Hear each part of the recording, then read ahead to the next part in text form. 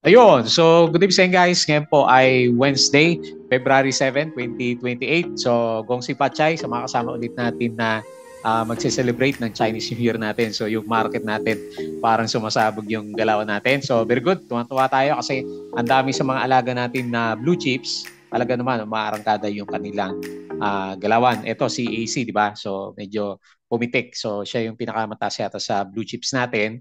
Sa individual stocks, sino ba ang umakyat dito? Pinakamataas dito is SPC yata yung tumaas dito kanina. At tapos ayan si AC more than 6% yung kanyang galawan for today's trading. Ayan. So may konting pabuhos tayo ng closing pero mataas pa rin 1.11% po yung closing natin. Nag-close tayo is 6.8 na, 6.8 6,830.04. So very good yung galaw natin at nag-profit taking ng konti kanina. Tapos, ang maganda dyan, ito, net foreign buy, 1.21 billion. Ayan. So, ang dami pong foreigners na nandito sa market natin. Kasi medyo pangit yung galaw sa di ba, Hong Kong at saka bandang China. So, baka dito sa Philippines ang pupunta yung ibang mga investors ng stock market naman. Okay? So, very good. Marami tayong nakita na gumalaw. And then, hindi lang blue chips, marami na rin po sa individual na stocks yung pumipitik-pitik po yung kanilang galawan naman. Ayan, si SPC, si Ever, ayan. Tapos sino pa ba din? BSC, ayan. Medyo pumitik din yung kanyang galaw for today's trading natin. Okay, so ito po yung ating trending stocks. Siyempre, si CHP pa rin, ayan. Finally, lumabas na yung news. Hindi natin anyway, ganyan naman sa Pinas, no? Nauna yung chart kaysa sa balita. So, yun pala, gustong i-acquire ni DMC itong si CHP natin. So hindi na pala natuloy yung dati alam ko kay SM yung huling usapan nila. So nag-drop siya ngayon, negative 1.28%, pero panalo pa rin naman yung mga nakasakay kahapon sa kanya. Meron siyang 60.44K net foreign sell po, si CHP natin. Mamaya silipin ulit natin yung price. BSC, panalo sa mga small caps natin. So nag-up po siya ng 4.21%. So maganda rin yung kanyang galaw. And then meron siya negative 98.46K net foreign sell itong si BSC natin. Tapos AC, so ano kayong catalyst nito? Medyo pumitik talaga siya, 6.4%. So tapos na yata yung nabeta na last time, di ba? Yung investor na malaki na lumabas naman sa kanya. So anyway, yun po yung pinaka-catalyst natin sa kanya last time. Kaya siya nag-drop. Pero mukhang okay na. Kasi binuhusan na siya eh. Meron na siyang net foreign buy na 335.03 million. So laki. Laki ng investor na pumasok kay AC natin. SEC, gumaganda yung galaw niya. So sabi natin, ginagaya niya yung galaw ni DMC last time. So DMC at saka CHP, ayan. So tandem yan sa news natin. So nagtatry siya, nag-breakout sa konso, 1.09%, pero net foreign sell siya ng negative 153K. Tapos si DMC natin, ito nag-drop, negative 2.37%. Pero panalo pa rin naman yung price niya. Price action niya. Negative 957K net foreign sell itong si DMC natin. And then si Converge is nag-up to 0.63%. Kaya lang hindi talaga arangkada siguro to kapag hindi pa rin pinapasok ng foreigners negative 18.6 million net foreign sell po itong si Converge naman natin. Okay? So yan po yung ating mga pinaka-trending stocks. So meron pa tayo isang araw kasi yung Friday pala is special non-working holiday. So long weekends. Tama-tama kaya yan sa profit taking market. Ayan. So disclaimer guys sa mga bago dito sa channel natin, as usual, yung ating video is for education purposes lang po. So wag mong gagamitin to as a reason para mag-buy, mag-sell, or hold ng stocks. Meron po kasing risk na involved sa market. Due diligence lang po ako ng stocks yung gusto mong bilhin. And then follow mo ako lagi dito sa ating Palawi Trader na YouTube channel. Subscribe ka lang para updated ka sa mga reviews natin.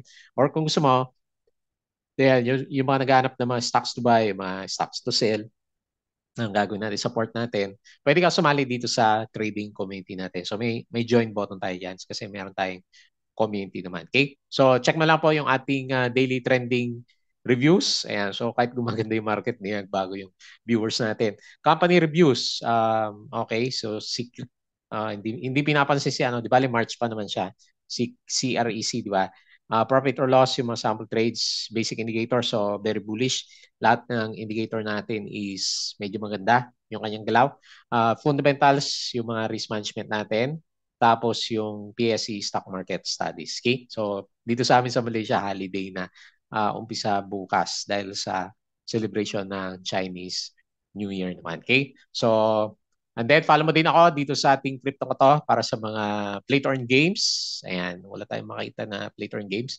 Facebook account para sa social media. Follow mo na lang po. Ayan, nakapag-post tayo dahil sobrang ganda ng market natin. First time kasi na nag 6.8 ulit tayo after 1 year, after 1 year. So, okay. Tapos meron pa siyang pa profit taking noong end of the day. Tapos sa Palabi Trader na Facebook page, follow mo din ako. Tapos Bodegi Peak sa article sa local market, sa US market at saka dito sa cryptos. Money earners, yung mga side hustles po natin. Ayan. So kung gusto mo side hustle, ayan. So ito yung ginagawa natin sa private time natin nung magawa tayo ng mga website. Ayan. So, okay. So based dito sa news muna, yung summary ng index. Ayan. 6,830.04 nga. So maganda nga po yung galaw ng market. So 1.2 billion. Ayan. Yung 300 million galing kay Ayala Corporation natin. So services yung mataas. Si ICT yata to, di ba? Nag-up na naman siya. 2.13% sa properties. Sino ba sa properties? Hindi ko napansin si Ali o si Robinson yata. Ayan. Finance, 0.89. Pero kulelat yung talagang sa ano pa siguro to, mga mining days natin sa March, di ba? Negative 0.6% yung ating mining naman. So based dito, yung mga news na iba, Frutas, opens 3 new Lingnam stores in Caloocan, Makati, and Quezon. Foreign funds sold, BPI, Security Bank, Union Bank, FGN, MER, ANI, CNPF, IMAI, nakita ko na rin gumalaw, AGI, DMC, SMC, CRIP, RCR Globe, at saka si Converge naman natin. Okay? So yan po yung ating foreign funds, yung mga binenta. Wala yung mga foreign spot. FDC, Philinvest Development Corporation Spurs Growth Plan with 4.5x oversubscribed goods. SPC, pumitik din. Ang dami na. So, ang dami na pipitikan. Declare 0.6 special cash dividends. Okay? Tapos, ano pa ba news natin dito? Fruit. Okay, Fruit ulit. Consoji, DMCI in talks to acquire CMEX Philippines. So, kaya pala biglang sumiklab yung galaw ni CMEX po natin. Ayan. So maganda yung kanyang galaw. SMPC resumes electric fan, washing machine lines, Axilom, list major strategies, APX, landslide occurred. Ayan. So may landslide doon. Nag-landslide din ba yung price? Negative 2% kanina. PCC cleared FGen, purchase of Kaseknan. Okay, Consoji, DMCI. So ito na yan yung pinaka-catalyst ng dalawang stock, si DMCI at saka si CHP natin. So PH unemployment, ayan, puro good news tayo. Inflation, mababa. Unemployment rate down, down daw to 1.6 million. So nag-drop. Globe, net income after tax down 29%. Kaya pala nahirapan.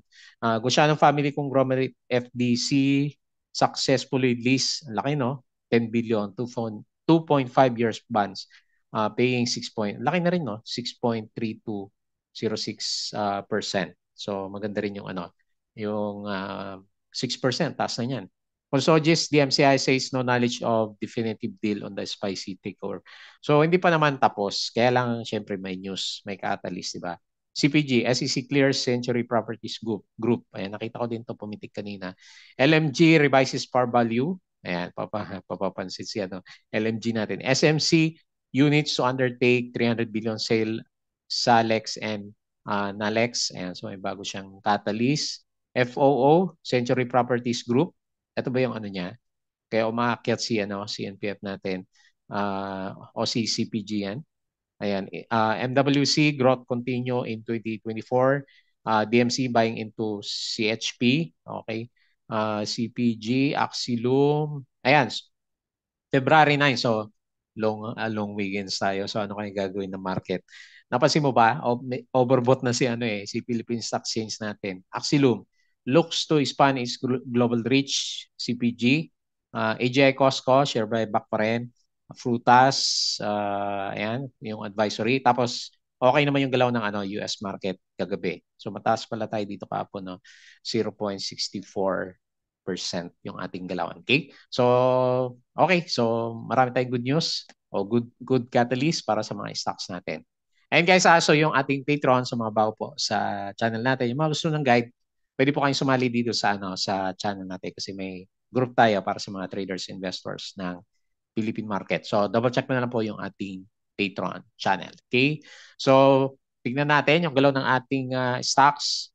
So dito muna tayo sa summary. So 6,830, meron tayong 1.11% na galaw for today. So umabot tayo 1.6, no, yung pinakamataas kanina.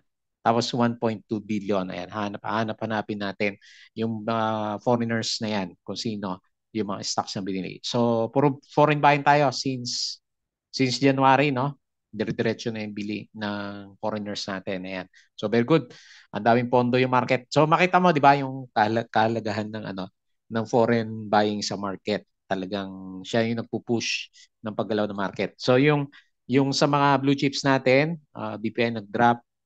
So sino ba winners? AC 6.4, video up rin siya 1.35.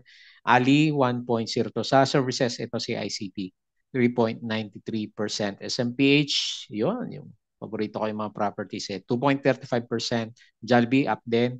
So CURC, medyo kulelat yung galaw. SM, Converge, Tel at saka si Bloom, nag 3% pala ulit si Bloom natin. Okay? So yung mga winners natin for today, ang dami nagpitikan na stocks, SPC.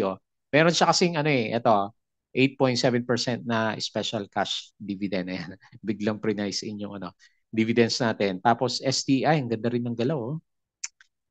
Okay, so kulang yung BP natin. 7.27% si AC, okay, winner, 6%. Ever, ayan, ang dami na.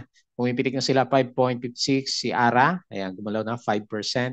PNX, ano ba galaw na? Okay, mahina. Mahina yung volume. Mga small caps, penny stock. Si IMI, ayan, nabuhay na rin. 4.58, BSC, 4.21, CPG, 3.7, si Bloom, 3%, and then Ionics, bumawi si Ionics ayan, 3.42%. Okay? So yun po yung ating mga winners. Sa losers, Apollo. Ano bang galaw ni Apollo? Okay, so tulog pa si Apollo natin. Ani, ito, talagang medyo battered na.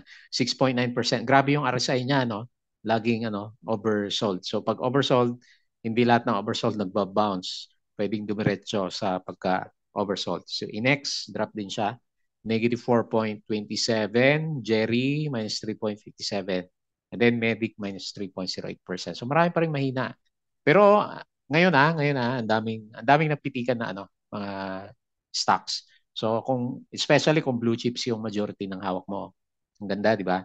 So kung na-timingan mo si CHP, syempre, tiba-tiba. Pero sa blue chips, panalo yung mga investors natin. So talagang pag downtrend yung market, dapat pala blue chips yung binibili natin ng binibili, no? Kasi hindi mo naman alam kung kailan magba-bounce back. Pero pag nag-down si PSE, ayan, so blue chips ang panalo pag nag-rebound yung markets natin. Yung ibang small caps, hindi lahat nagba-bounce. Okay? So lampas-lampasan pa rin tayo dito sa 6,700. So di ba? Sabi natin kapag medyo nag-break yung 6,700, talagang arangkado yung market natin. So patuloy pa rin siyang umakyat. So watch out na lang tayo Wala pa naman, wala pa o 69.9 siguro o 70 yung RSI natin. So medyo malapit na siguro yung profit taking ng market. Pansin mo din siguro 'di ba, especially sa mga banks, halos pa overbought na yung galaw nila. So medyo malapit na rin siguro yung profit taking ni PSE. Abangan naman natin 'yan hanggang saan kaya siya. 6.8 binutas na niya to. Ito yung resistance natin last time Ayan. So binutas niya tapos nag-pullback siya ng konti. So hopefully hindi tayo mauntog. So siguro mangyari niyan, kung meron kasi long weekends, pullback ng konti. And then next week, ito try natin basagin ulit tong 6.8. So maganda mangyari, syempre, pinaka good vibes, punta tayo sa 7K. Baka dito na mauntog yung index. Which is, kung dito siya, ang dami pa rin stocks na magpipiligan. Kaya lang, bantayan natin to kasi pa-overbought na si RSI. Okay pa rin naman yung ating MACD formation. Okay? So tingin tayo dito sa global market natin. Okay. So mukhang mapula mamaya ng konti. S&P futures minus 0.06. Dow futures minus 0.09. And then Nasdaq futures is 0.03. Pero kahapon okay. European market pullback. Dito sa Asian markets, si Hong Kong drop pero si China bumabawi. Ilan ba to kahapon? May nakita ko 6% kahapon na. So bumawi din siya. So lakas. Tapos nag 2%. Saan ba yan?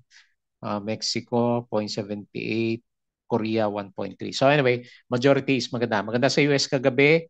Most likely maganda rin yung European market kagabi and then kanina is okay naman yung galawan natin. Okay? So dito sa crypto, namumula siya. Kanina, bear dito eh. So, Bitcoin, nandun pa rin naman. 42.89, Ethereum 2.36, and then si BNB is 302. Okay. So, marangkada si TRX, ilang araw ko na nakikita nag-green siya. So, mix tayo, no? Pero mas marami naman yung, yung verde yung galawan. Okay? So, okay din dito sa bandang cryptos natin. Okay? So, balik tayo dito. And then, pag-usapan natin yung ating mga trending stocks. Okay, ganda ng mga investments natin ngayon. Okay, so CHP, for the second day na trending tayo, drop tayo ng 1.28%, minus 60K net foreign sell. Puro hold tight yung mga ano eh. Kasi, syempre, di ba, ongoing pa lang naman yung discussion sa kanya. So, ang price niya ngayon is 1.54. So, syempre, depende pa rin kay DMC kung ano yung final na usapan nila, kung ano talaga yung magiging final price naman niya. Kasi yun yung magdi-decide kung ano yung i-ano nila, tender offer, di ba?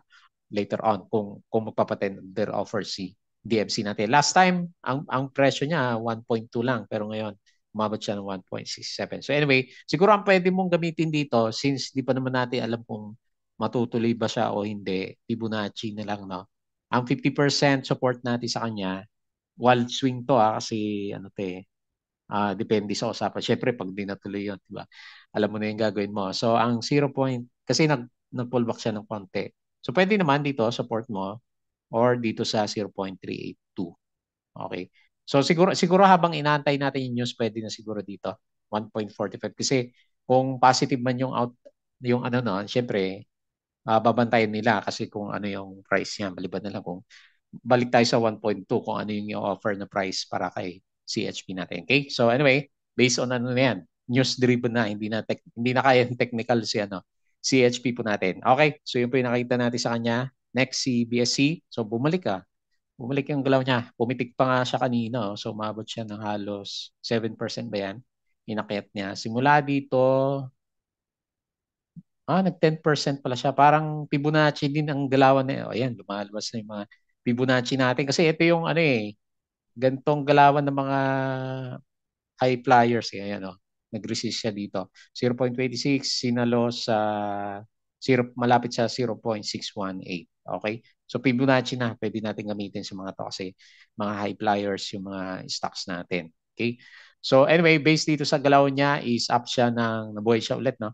4.21% nag-bounce malapit dito sa MA9. So yan yung support natin.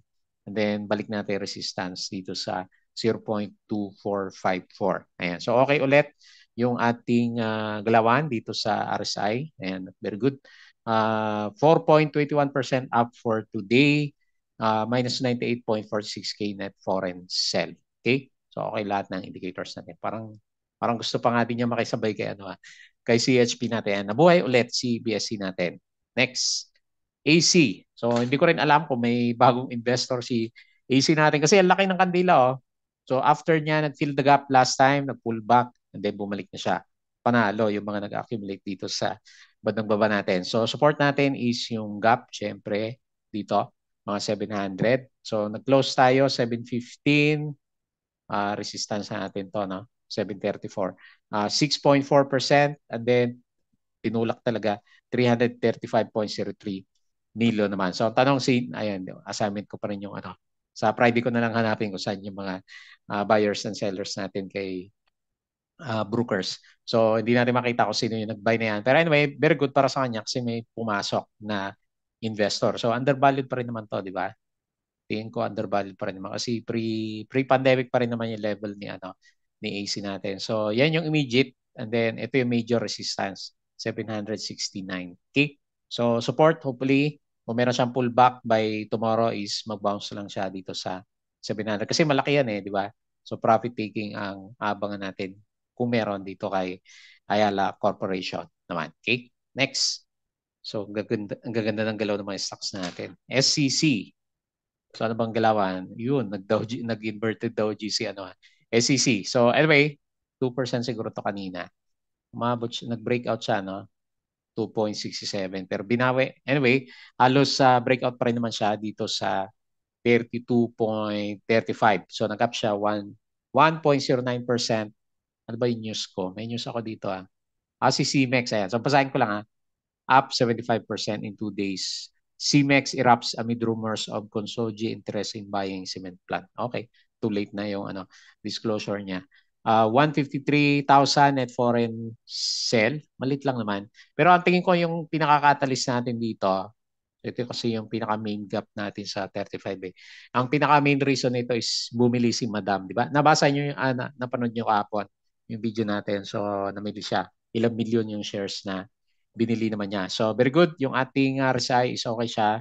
Kailang yung candle natin mukhang gusto mag-retest sa support niya na okay din yung ating MACD formation naman sa kanya. Pero eventually, tingin ko parang DMC din to yung galawan niya. Kasi si DMC nag-close the gap na siya. Okay? So, yun lang nakita natin kay SCC. Wala naman tayong news. Tingnan natin yung galaw nitong si DMC natin. Okay, so makita mo yung galaw niya. Ito yung gap natin last time.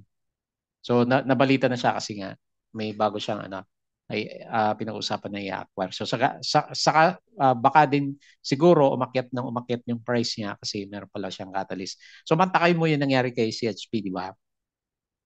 Wala pa yung disclosure na ongoing yung talks. Umakyat na siya. So ang daming insider sa Philippine market na halatang-halata yung mga nauuna dun sa sa buy, pero wala naman wala naman tayo nakita na imbestigahan, di ba? So anyway, late na tayo doon. Hindi na tayo makakasabay sa mga ganun. Ayan, so okay, so malayo pa naman yung support niya, no? MA9 yung pinaka-support, next is MA20. So bearish yung candle, lalagay ko muna dito kasi dito nag-retest last time ng ilang beses sa MA20. Ito gap, malayo pa naman yan. So 10.5 yung ating support. Hopefully, kasi bearish, kung mag-retest siya, bounce lang. And then continuous yung pattern. 957K net foreign sell, minus 2.37. Pullback siya, minus 2.37%. So makita mo dito, most likely, kaya din siya pumitik ng pumitik dahil doon sa balita na yon. Ayan. So, nag-overbought siya na sobrang tagal dito. So, since January 2, overbought na si DMC natin. Okay? So, very good. Congrats sa mga meron sa kanya. Time to profit take na ba? Sabi nila, time to profit take na daw kasi, ang dami niyang gap dito, oh. Dami pala niyang gap dito. Nag-fill the gap siya dito. Meron dito. Meron dito. Okay. So anyway, hopefully matuloy na mag-fill the gap dyan sa area natin. And then lastly, si Converge. So okay naman yung galaw niya, di ba? Okay. Ano pala siya. Nag-inverted hammer. Hirap na hirap si Converge kasi nga, hindi nawawalan yung yung net foreign sell natin sa kanya. Diba? So, negative 18.6 million ulit siya. Wala na tayong makita ng net foreign buy. So, tingin natin yan yung reason kaya puro bearish yung candle natin. So, nag-up siya 0.63%. Another Dow G. So, alam mo na, pag meron Dow G, merong pullback na nagaganap sa mga stocks natin. Hopefully hindi, pero yun yung usual na nangyayari sa mga stocks natin. Okay? So, okay naman lahat ng indicators pa nitong si Converge natin. Okay? So, nauntog siya. Kaya tingin ko personally, baka maganap siya ng support. So, magre-retest yan dito sa MA20. Ayan. Foreigner lang talaga yung kailangan natin. Nonetheless, overall picture, tapos naman na yung downtrend. So, hopefully, tuloy-tuloy na yung recovery nitong si Converge. Okay, so one day remaining para sa trading natin for tomorrow. So, long weekends. Tingnan ko si PSC. Kasi may mga gains na tayo sa market. Time to profit take na ba? Kasi long weekends na naman. Ayan. So, siguro tingnan natin ano yung hula analysis natin pagdating bukas. So, ako, ang personal na ko sa kanya, so baka may pullback tayo bukas kasi magpa-profit taking. Pero kung tulak bukas, mag-overbought si PSC natin. Okay, so personal ko is profit taking kasi si AC, di ba, nag 6%. Unless meron siya ulit another 100 million na net foreign buy ulit. Okay? So yun lang muna. Very good. Gumaganda yung market natin. So gaganahan tayo mag-review ng mga stocks natin pag ganito. So yun lang muna yung ating review for today. As usual, please don't forget to subscribe dito sa ating Palabi Trader na YouTube channel. Join ka sa group guys ha. Open yan. Tapos yung ating crypto ko to, Facebook account, Facebook page, Bodega Peak, Money Earners, Twitter, and then yung ating Patreon channel sa mga gusto po ng guide sa trading, Philippine market, investing. Hopefully magkita tayo dito sa Patreon channel. So yun lang, maraming salamat. See you tomorrow po.